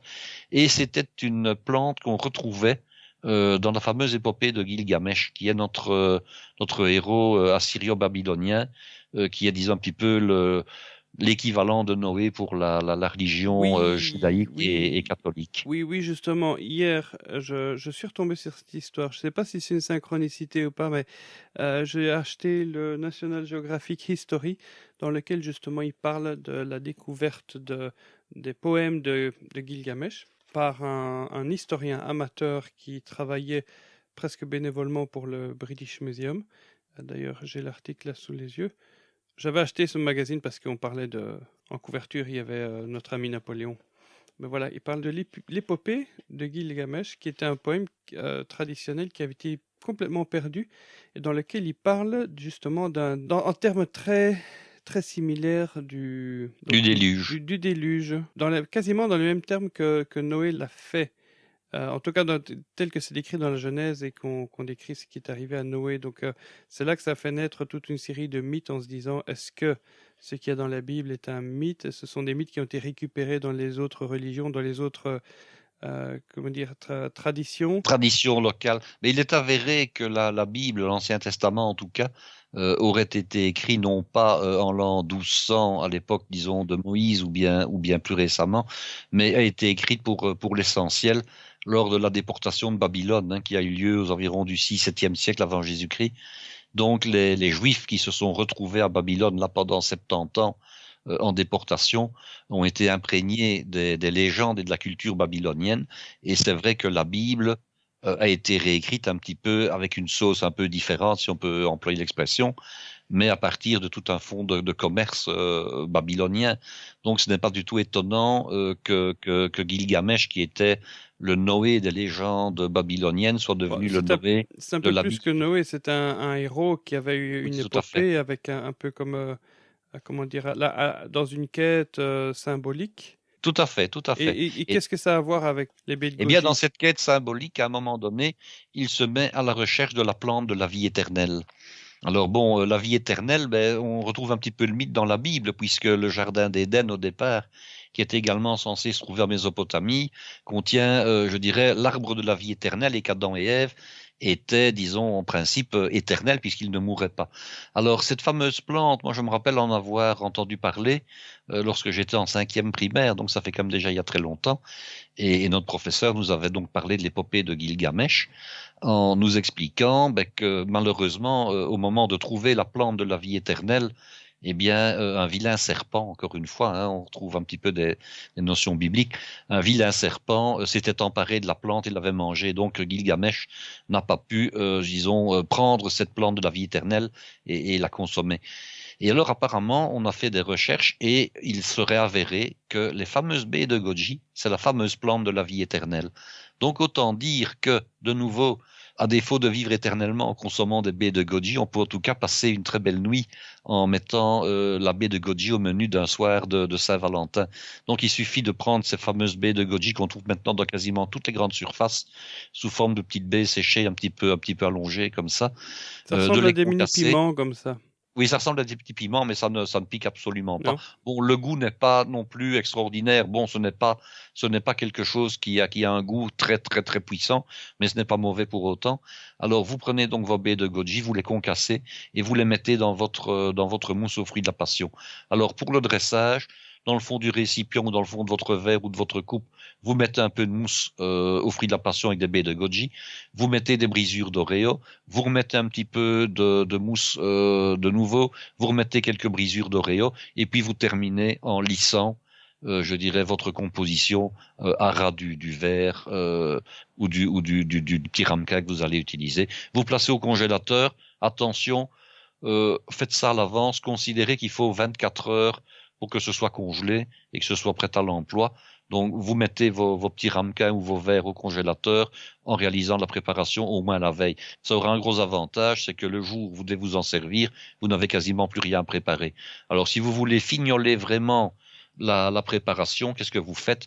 Vous mettez éventuellement une petite rosace de chantilly, vous remettez 2-3 baies de goji en décoration et puis un petit peu de chocolat râpé au-dessus pour rappeler, donc avec quelques copeaux de chocolat, pour rappeler le chocolat qui est à l'intérieur, et vous avez un dessert qui est prêt clé en main. Vous pouvez, clé sur porte, pardon. Vous pouvez très bien aussi réaliser déjà la rosace de chantilly à l'avance et la congeler, ça ne pose aucun problème. Bon, c'est pas très bon, hein, de la chantilly congelée. Ah, c'est moins bon, évidemment. Ouais. Hein. C'est clair que ça ne vaut pas de devoir le faire au dernier moment, mais bon, si vous voulez gagner un petit peu de temps, parfois il faut un petit peu utiliser quelques astuces. Hein. Voilà, oui. Alors, après tout ça, si votre moitié ne succombe pas, il vous reste toujours le pousse-café. Ah ben oui, alors là, vous avez un cocktail d'après-repas. Un digestif. Alors, un digestif. Alors, soit vous prenez une infusion sauge et sarriette pour vous donner du stimulus, mais l'un n'empêche pas l'autre, soit vous préparez un cocktail. Alors, il y a, j'ai trouvé ça sur Internet en cherchant un petit peu, il y a déjà une liqueur qu'on trouve très facilement, très communément en tout cas, aux Pays-Bas, en Belgique et dans le nord de la France, c'est ce qu'on appelle de l'advocate, qui n'a absolument rien à voir avec le fruit du même nom dont on a parlé tout à l'heure. Oui, c'est une liqueur, oui, c'est advocate avec 2 A à la fin. C'est une liqueur à base de jaune d'œuf, de sucre, de vanille et d'alcool. Alors, elle peut être plus ou moins liquide, ça dépend un petit peu. On la trouve sous une version plus épaisse et une version un petit peu plus liquide. Vous allez voir sur Internet ce que c'est. Je ne sais pas si évidemment dans tous les pays du monde on peut en trouver, mais en tout cas en Europe occidentale, ça doit se trouver dans les bonnes licoristeries. Hein. Bon, c'est produit aux Pays-Bas, c'est ça? C'est produit aux Pays-Bas et c'est produit également en Flandre, en Belgique. Alors, l'advocate est déjà en tant que tel réputé pour permettre à ceux qui l'utilisent de tenir le coup pendant 2 jours. Ah bon? Et on réalise des cocktails réputés aphrodisiaques avec cette advocate. Oh. Alors, un cocktail que j'ai trouvé consiste à mélanger une part de marsala, qui est un vin doux italien qui vient de Sicile, avec 2 parts d'advocate. On mélange sur glace, on filtre, on sert, on boit en une seule fois. Et puis, il y a également un cocktail qui consiste à mélanger de l'advocate avec du whisky. Alors moi, je me suis dit, pourquoi pas finalement mélanger le tout ensemble. Donc, vous allez mélanger l'équivalent de 2 parts d'advocate avec 1 part de marsala sur glace. Vous allez filtrer. Et puis, au moment de servir, vous mettez, je dirais, un petit trait de whisky dans le tout et vous buvez de toute façon en une fois. Et si vous voulez corser un tout petit peu la préparation, vous ajoutez également soit un petit peu de massis ou de muscade en poudre sur le dessus et éventuellement quelques pincées de café soluble également. Alors le café soluble, évidemment, il contient de la caféine, il permet de tenir le coup longtemps et les épices telles que le massis ou la muscade sont également des aphrodisiaques qui vont participer à, je dirais, votre soirée. Donc vous pouvez terminer par un cocktail, terminer par une infusion, faites un petit peu ce qui vous plaît à ce niveau-là. Mais vous avez ici, je dirais, 4 recettes qui vous permettent, disons, de donner un peu de peps à votre soirée. Waouh! Et donc voilà, donc la plupart des ingrédients que tu as donnés ici sont aphrodisiaques. Ou considérés comme tels. Je vais mettre donc la liste que tu m'as donnée. J'ai donné par plat la liste des ingrédients avec la référence est-il aphrodisiaque ou considéré comme tel. Vous n'êtes évidemment pas obligé de faire tout le menu pour passer une bonne nuit ou une bonne soirée. Hein. Vous pouvez très bien utiliser que le cocktail et l'entrée, que le plat principal, que le dessert ou que le dessert et le cocktail d'après-repas. Vous pouvez évidemment combiner les choses à votre meilleure Surtout contenance. faites bien attention si vous ou votre partenaire est allergique à un des ingrédients, ne le mettez pas parce que ça risque de changer le cours de la soirée. Voilà. Mais en tout cas, vous devez bannir absolument la laitue et le houblon pour les messieurs. Ça, c'est connu, ça, Voilà. c'est sûr. Donc pas Mais de là, il n'y en a bière. pas. Mais le houblon, on le trouve plus que dans la bière actuellement. Oui, ou bien alors dans certaines préparations, par exemple dans des comprimés qu'on donne pour dormir. Hein, mais bon, évidemment, le but n'est pas de prendre ce genre de comprimé un soir de Saint-Valentin, Non, évidemment. non, bien sûr. Donc voilà, je vais reproduire donc ce que tu m'as envoyé là dans les notes de l'épisode que vous retrouvez sur le site parlescuisines.com. Vous allez dans épisode du podcast et vous descendez jusqu'à l'épisode 70 pour les Français, 70 pour les Belges, les Suisses et les Canadiens qui nous suivent. Bon, t'as pas mis de mode opérateur pour chacune des recettes parce que finalement... Je ne l'ai pas mis parce que je viens de l'expliquer que ce n'est pas très compliqué finalement. Hein. Voilà, vous réécoutez, vous reprenez des notes. Hein. Voilà. Il s'agit plus d'associer les deux. Alors, il y a un produit dont je n'ai pas parlé et qui apparaît dans les ingrédients. Et alors, je n'en ai pas parlé, mais je vais en dire un petit mot tout de suite parce qu'il est très rare à trouver, très difficile à trouver. Vous pouvez décorer votre cocktail avec une feuille de Mertensie maritime. Alors, la Mertensie maritime, elle a le gros avantage, c'est d'abord de pouvoir permettre aux personnes qui sont allergiques aux huîtres, parce que ça existe, hein, de goûter le goût de l'huître. C'est une feuille d'une petite plante, une appelle ça l'huître petite herbacée. végétale. C'est l'huître végétale qui est originaire en gros de la façade française de l'Atlantique et de la mer du Nord ou de la Manche. On n'en trouve plus à l'état sauvage, il faut se rendre chez un pépiniériste pour en trouver, ou un herboriste qui vend des plantes, je dirais des plantes vivantes en pot. Ça c'est une chose. On la trouve également sur Internet. On trouve les feuilles chez certains marchands de 4 saisons. La seule chose, c'est qu'on ne sait peut-être pas tous les acheter à la pièce. Ah oui. Pourquoi? Parce que, on les vend par ravier déjà, en principe. Alors, si vous pouvez vous en procurer, n'hésitez pas, vous mettez une petite feuille ou 2 petites feuilles de Mertensie maritime sur votre cocktail. Vous pouvez même également l'utiliser en garniture de l'entrée si vous en avez. Hein, remplacer pourquoi pas la coriandre par une feuille de Mertensie maritime qui va rappeler donc le goût d'huître. Pour quelqu'un qui n'en a jamais mangé, bon moi j'en ai déjà mangé donc j'en parle en connaissance de cause, c'est vrai que c'est assez extraordinaire. Hein. Vous prenez cette feuille de Mertensie maritime, vous la croquez, vous avez vraiment l'impression de manger une huître, tout en n'ayant pas parfois le côté que certaines personnes trouvent désagréable, hein, le côté un petit peu gluant, collant de l'huître. Là, vous ne l'avez absolument pas. Et vous pouvez éventuellement, si vous en achetez un ravier, en faire, je dirais, une mise en bouche. Alors, comment fait-on? Vous prenez des petits toasts, disons, de pain, vous les beurrez, pourquoi pas avec un beurre d'algue, et vous déposez sur chaque petit toast, chaque petit carré donc de 4-5 cm de côté de pain, vous déposez une feuille d'huître végétale comme ça, et ça se mange à l'apéritif sans aucun problème, ça se croque, et c'est très agréable et très original comme mise en bouche avec le cocktail au champagne et à l'huître. Ok, super, bon merci beaucoup pour cette petite précision. Et alors, je vais quand même encore donner une petite précision, si vous le permettez. Imaginons que quelqu'un soit allergique aux huîtres. Est-ce qu'on ne peut pas faire, disons, la même préparation? Si. Vous pouvez faire la même préparation en remplaçant l'huître par du bœuf, par exemple. Hein. Par du bœuf cru que vous avez, donc vous achetez un steak. Du bœuf à carpaccio. Du bœuf à carpaccio, mais vous achetez simplement un steak et vous le coupez en petits dés vous-même. Hein. Vous faites un petit peu comme un tartare. Et alors, forcément, vous n'aurez pas la fameuse gelée d'huître. Vous la remplacez par une gelée de viande, tout simplement, qui va vous permettre de faire le cannelloni. Donc, ne paniquez pas. Si vous êtes vraiment allergique à l'huître, n'hésitez pas. Vous prenez éventuellement du bœuf et vous faites un cannelloni avec un tartare de bœuf, avec la même sauce. Hein. Vous gardez la même idée, du ketchup, de la moutarde, etc. Mais vous faites ça avec du bœuf. C'est tout? Voilà. Eh bien, formidable. Si vous avez réalisé une de ces recettes, vous pouvez toujours nous envoyer les photos ou vos impressions sur la page Facebook de Parler Cuisine, sur Twitter, @parlercuisine, ou tout simplement sur notre site. Vous pouvez laisser un commentaire, comme je vois qu'il y a quelqu'un qui a laissé un commentaire sur l'épisode 61, repas festifs et intolérance. On parlait de l'entrée, où Guy a donné l'excellente recette du saumon gravlax. Et il y a Vincent qui a laissé un commentaire. Bonjour, j'ai testé avec succès la recette du saumon gravlax pour remplacer le saumon fumé du réveillon de Noël avec un franc succès. Merci pour la recette. Eh bien, merci. Tant mieux. Voilà, voilà, toi, donc on a quand même des gens qui essayent ce que tu racontes et qui en plus ont un certain succès et ils nous laissent un message, donc ça fait toujours plaisir. Ça nous fait bien plaisir, effectivement. Voilà.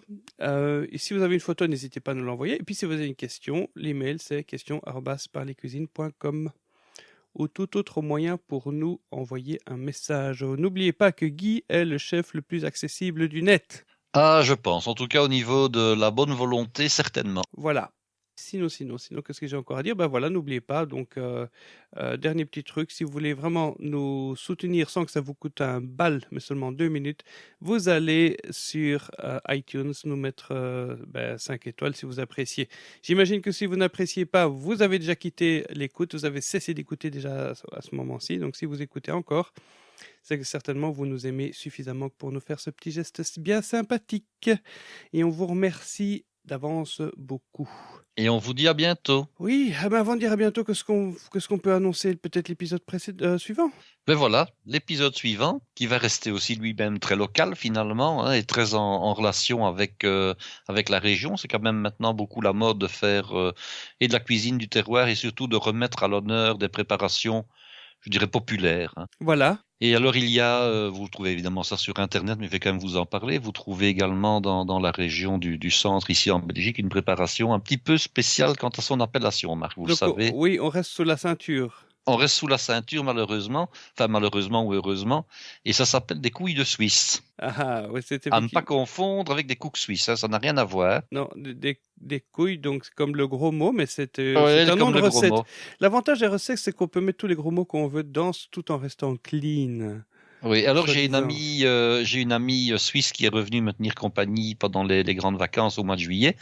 Et au départ, on a eu tellement de choses à faire que ça n'a pas pu se faire. On aurait pu aller au restaurant. En tout cas, il y a en tout cas un établissement que je connais qui en sert. Et c'est là que la confrérie se trouve. Il y a une confrérie. Il y a une confrérie. Il y a des couilles de Suisse. Alors, des amis suisses que j'avais déjà reçus à d'autres reprises il y a quelques années étaient un petit peu embarrassés, choqués, en disant oui, mais enfin, comment vous avez été appelé une recette de ce nom-là? C'est un peu trivial finalement. Puis c'est un peu déshonorant. La confrérie s'est même fait attaquer par l'État suisse en justice à cause de ça. Et c'est la raison pour laquelle, si vous écoutez l'épisode la prochaine fois, je raconterai l'histoire des couilles de Suisse et pourquoi ça s'appelle comme ça. Voilà. Donc ce n'est pas toujours ce qu'on croit. Et c'est un plat de bien de chez nous, donc on vous racontera tout sur nos couilles de Suisse. C'est ça? Voilà, tout à fait. Restez à l'écoute, en tout cas. Merci beaucoup de votre fidélité et à bientôt. Voilà. À bientôt. Au revoir.